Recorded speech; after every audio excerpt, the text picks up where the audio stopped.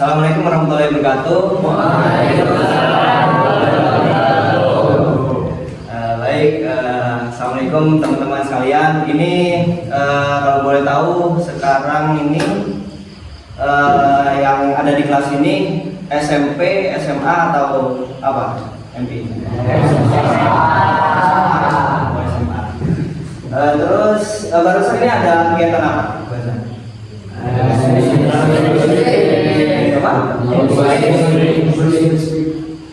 Apa itu? Ya, jadi gini, ini mas-masnya ini datang dari Winhas Jember ya. Nah, di sini mas-masnya mohon izin mau menyampaikan materi dan di sini sementara ini ada dua.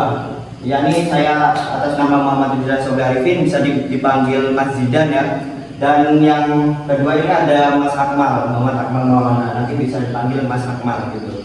Nah, untuk materi pertama ini teman-teman sekalian, saya akan menjelaskan tentang materi editing. Nah, di sini kalau boleh tahu ada yang suka ngedit-ngedit atau gimana? Ada atau template itu? Siapa? Saya. Oh, sampean. Apa biasanya? Capcut. Oke, mantap. Nah, jadi tema kita teman-teman sekarang adalah strategi dakwah efektif melalui editing video khas Gen Z. Nah, untuk lebih jelasnya, masnya akan menjelaskan tentang ini pengertian awalnya dulu ya, mengenai pengertian dakwahnya itu sendiri. Nah, jadi dakwah ini secara kebahasaan pengertiannya yakni berasal dari kata Arab kan ya, da'a yad'u dakwatan yang artinya mengajak atau menyeru. Nah, untuk pengertian seperti kesehariannya kita biasanya menganggap dakwah itu apa? Dakwah ini yakni upaya menyampaikan ajaran agama kepada umat melalui pidato atau presentasi, dan tujuannya adalah untuk memberikan pemahaman yang lebih mendalam mengenai keyakinan dan moral dalam agama tertentu. Nah gitu, itu pengertian yang biasa kita ambil saat kehidupan sehari-hari gitu ya. Nah, kalau kita sudah mengerti dakwah itu apa ya, kita langsung lanjut ke pengertian editing video itu sendiri. Nah, di sini mungkin siapa tadi yang ngedit, suka ngedit? Sama ya. Coba ngedit video itu kayak gimana sih? Template. Oh, template. Oh, sama biasa ngeditnya template gitu ya? Iya. Oh gitu. Ya, boleh. Pengertian seperti boleh. Tapi untuk pengertian umumnya secara secara global, secara teknis maksudnya editing video itu sendiri. Nah, editing video ini adalah proses menggabungkan rekaman video serta audio. Jadi ada video serta audio gitu ya. Nah, apabila video dan audio itu sudah menyatu, itu menjadi audio visual. Nah, audio visual ini adalah proses yang didapat ketika setelah melalui editing begitu. Nah, jadi editing video itu adalah penggabungan antara video dan audio gitu. Nah, secara singkatnya begitu ya. Setelah itu kita lanjut ke pengertian Gen Z. Ada yang tahu Gen Z di sini? Tidak tahu ya? Nah, Gen Z ini sebenarnya singkatan generasi Z sebenarnya.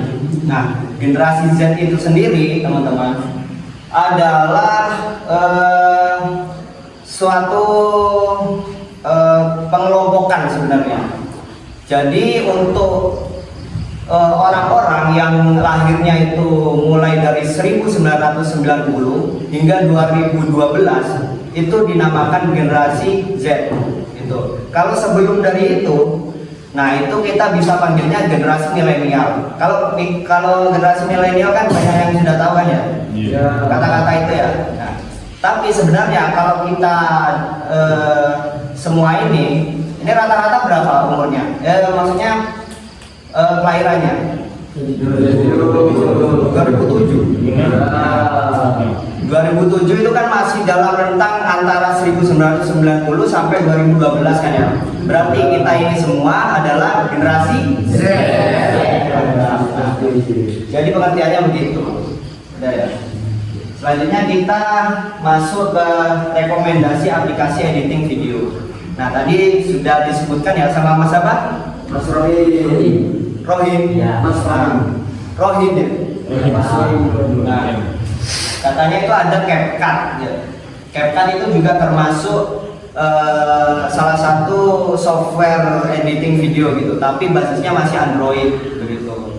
Sebenarnya banyak kalau editing video itu bisa CapCut itu tadi ya. Terus ada KineMaster. Kalau yang Android ada VN juga.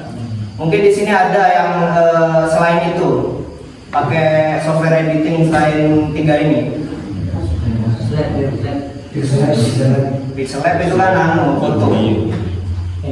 Kalau ini InShot ada yang tahu? Viva Video? Iya Tahu. Nah gitu. Jadi banyak macamnya. Kalau Android itu banyak macamnya. Tapi ini di sini saya menyebutkan 3 teman-teman.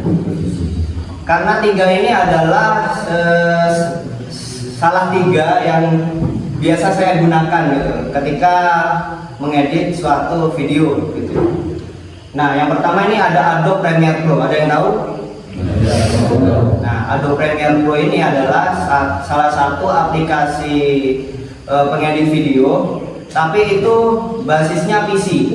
Jadi di laptop ini bisa. Kalau di Android itu masih nggak ada Adobe yang nyediain versi Android begitu. Nah, jadi di Adobe Premiere Pro ini teman-teman, untuk tata cara ngeditnya itu nggak instan, nggak kayak CapCut. Kalau CapCut kan tinggal template kan ya, kita tinggal masukkan foto, video, set jadi kan gitu kan. Kalau Adobe Premiere ini kita 100% dikembalikan kepada kita sendiri. Jadi itu pure harus kita yang edit gitu. Jadi semua fiturnya itu kita yang olah sendiri. Jadi kita tidak membuat template, ngerti kan? Maksudnya? Jadi edit dari awal, bukan cuma masukkan foto terus jadi gitu. Tapi ini basisnya di laptop gitu, di PC. Setelah itu ada juga KineMaster. Ada yang tahu? KineMaster ini salah satu aplikasi editing video yang booming sebelum CapCut itu dulu. Jadi kalau aku ini pernah pakai KineMaster itu pas zaman SMP dulu, 2018-an lah itu. Nah sama KineMaster ini itu hampir sama kayak Adobe Premiere Pro, ya Adobe Premiere Pro ini, tapi basisnya itu Android gitu. Jadi kita pakai ngeditnya itu pakai HP, nggak pakai laptop, gitu. Jadi lebih instan juga karena kalau HP kan bisa dibawa kemana-mana gitu kan ya. Tapi untuk fiturnya itu lebih lengkapnya di Adobe Premiere Pro gitu. Karena ini udah software sepuh lah intinya. Kalau Adobe Premiere Pro, iya. Jadi kayak film-film gitu ya, kayak film Marvel gitu. Itu ngedit offline-nya, ngeruntutinnya itu pakai Adobe Premiere Pro gitu. Banyak film-film itu yang diedit pakai Adobe Premiere Pro gitu. Nah, setelah KineMaster biasanya saya juga pakai CapCut. Nah, CapCut sendiri bukan cuma buat template sebenarnya.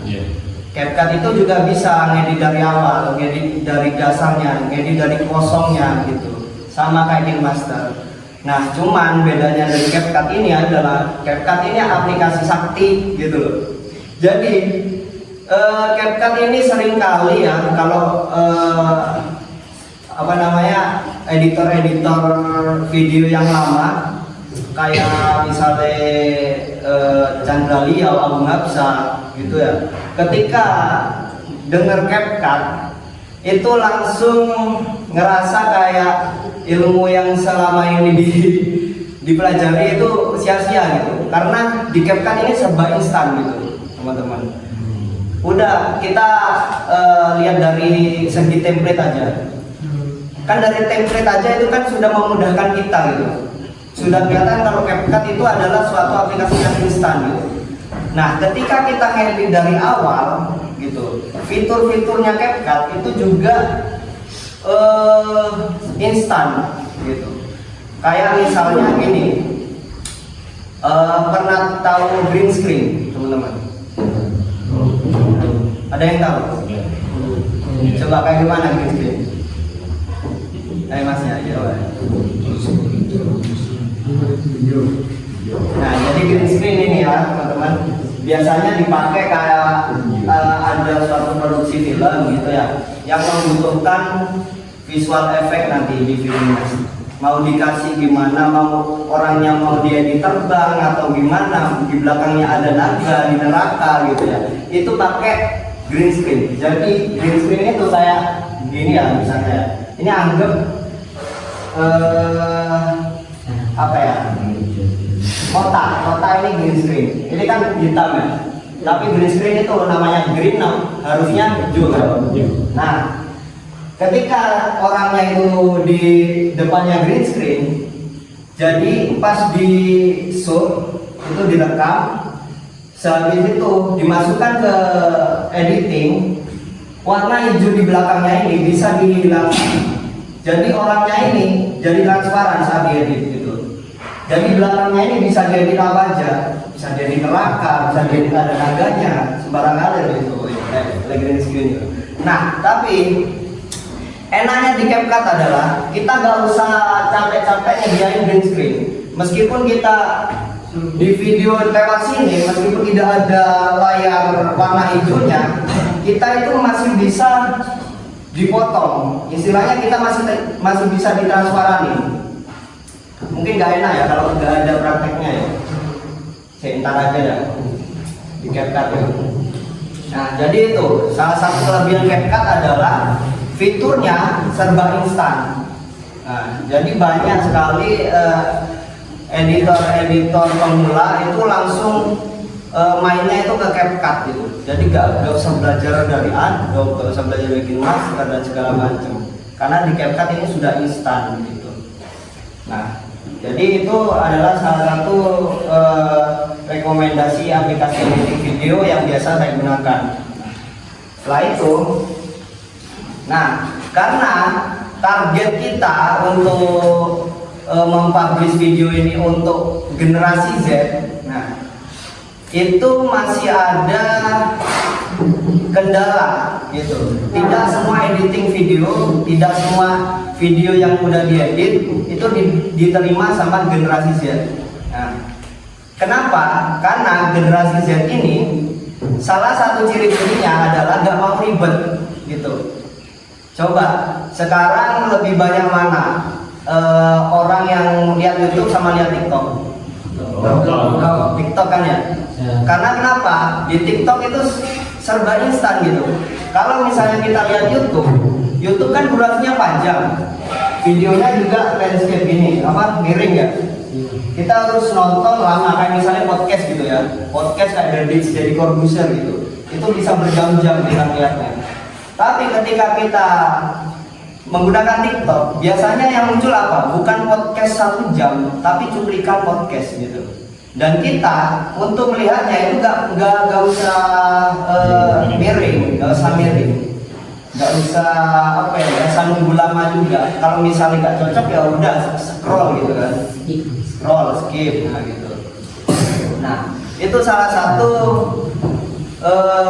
ciri generasi Z, yang mana semua editing video itu yang paling diterima dan efektif ketika dikonsumsi itu adalah video-video yang durasinya pendek. Nah, begitu.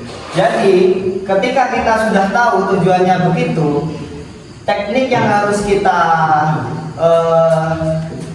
kita pelajari saat ngedit video, yang pertama adalah pemotongan pada inti seperti tadi. Jadi kita nggak usah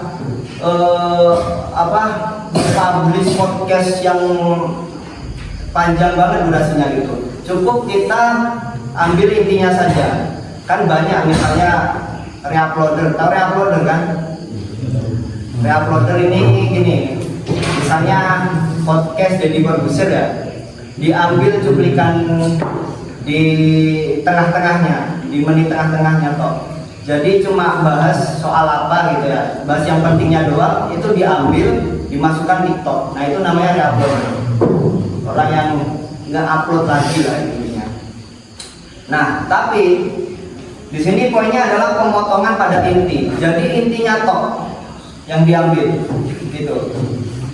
Setelah itu, kalau sudah intinya tok diambil, nanti kita tinggal menambahkan musik. Dan untuk memilih musik juga nggak boleh musik yang sembarang. Misalnya, kalau kita ngambil quotes atau podcastnya itu membahas tentang Palestina gitu ya.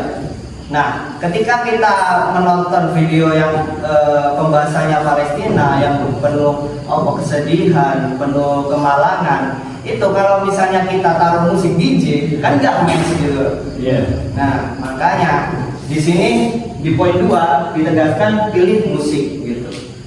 Musiknya juga harus menyesuaikan video. Begitu. Kalau misalnya videonya sedih ya udah sedih. Kalau misalnya videonya itu harus bersemangat ya udah cari musik yang bersemangat gitu ya. Nah, tapi di ciri-ciri anak generasi Z itu biasanya ada juga yang nggak peduli soal musik. Jadi yang penting musiknya itu ngetrend ya udah dipakai gitu. Nah, kita sebagai orang yang mau mengemas suatu bahan video yang udah kita edit sendiri gitu, kita juga harus menyesuaikan gitu musik-musik yang tren gitu ya. Setelah itu, setelah tahap kedua selesai, tahap ketiga adalah menggunakan platform yang ramai. Platform, jadi platform ini maksudnya adalah aplikasi kayak sosmed itu. Misalnya sekarang yang ramai apa biasanya? Kalau konten-konten TikTok kan ya. Selain TikTok, IG. Terus Snack video. Apa lagi? YouTube juga ada. YouTube itu kan ada YouTube Short ya, tahu kan? Nah, YouTube Short ini kan yang gini cuma nge-scroll kan? Nah itu semuanya itu terinspirasi dari TikTok sebenarnya. Nah sebenarnya TikTok ini adalah aplikasi yang cocok banget untuk generasi Z. Karena apa? Instan banget kan. Sekarang banyak aplikasi yang kebanyakan meniru TikTok gitu. Instagram dulunya nggak ada reels itu. Baru-baru ini ada reels. Karena nggak pengen kesaingan sama TikTok, nggak pengen kalah saing gitu. YouTube juga gitu, bikin short. Jadi modelnya gini sekarang, scroll tuh. Nah, jadi pilih platform yang ramai. Kalau misalnya sekarang yang ramai TikTok, ya udah TikTok, langsung diupload TikTok. Gitu. Nah, jadi itu kesimpulannya ya. Jadi dengan menerapkan strategi dakwah melalui editing video dan disesuaikan untuk generasi Z, itu memudahkan kita untuk menyampaikan dakwah gitu. Jadi penting untuk kita bagi orang-orang yang memang untuk memulai dakwah itu gak berani face to face, gak berani muka ke muka, gak berani tatapan langsung, itu kita bisa berdakwah melalui media sosial. Nah, salah satu caranya adalah dari mengedit video. Gak apa-apa kita ambil cuplikan dari podcast siapa, Habib Ja'far misalnya ya, Habib Jindan. Ya, kalau misalnya quotesnya itu bagus, kita ambil, kita kasih musik, setelah itu kita upload ke platform yang ramai gitu. Nah, dan platform yang ramai sekarang apa? TikTok. Nah, ya udah, kalau misalnya ramai di TikTok ya udah kita upload di TikTok. Nah, itu adalah salah satu cara kita menyampaikan dakwah meskipun kita tidak berhadapan muka dengan orang-orang. Karena dari pengertian dakwah sendiri yang sudah dijelaskan tadi, dakwah itu kan artinya menyampaikan. Nah, gitu.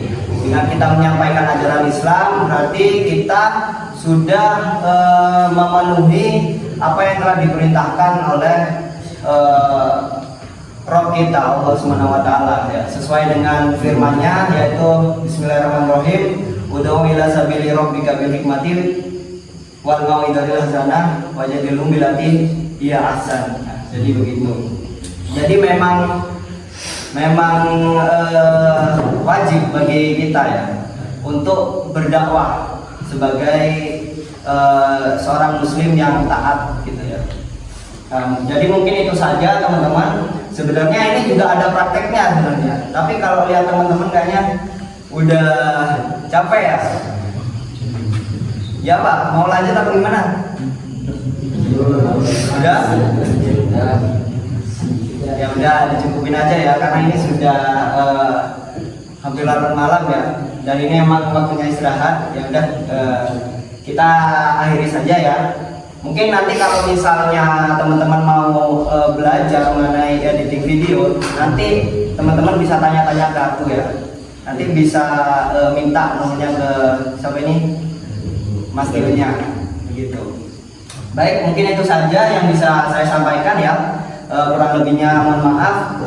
Sebelumnya sebelum kita menutup, sebenarnya aku dulu sih yang menutup. Sebenarnya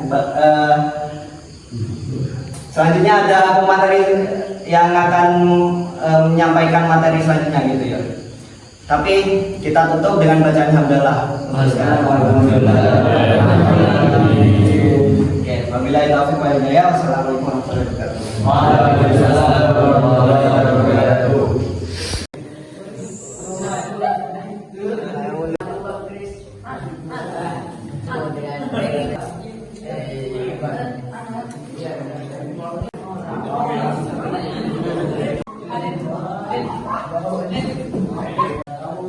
Video.